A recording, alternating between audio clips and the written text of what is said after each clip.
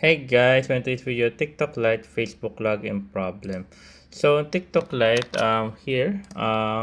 what is usually causing the problem? If continue with Facebook isn't working in TikTok Lite, one of the first thing to check is whether your Facebook account is actually connected to the TikTok account you're trying to access. A Facebook account is not automatically the same as TikTok account, so you can have Facebook account A, TikTok account A, while accidentally trying to log into Facebook account B, different TikTok account. So the settings you should check.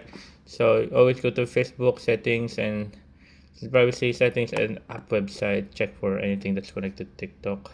So if TikTok is already connected, guys, open Facebook and make sure you're logged into your correct Facebook account. Close TikTok Lite completely. Reopen TikTok Lite.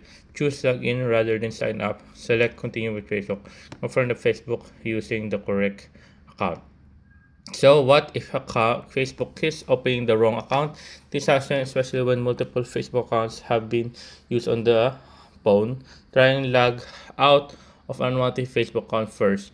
Then I retried the TikTok Lite Facebook login. You can also try the login through the regular TikTok app. So what if you accidentally create a new TikTok account? This is important.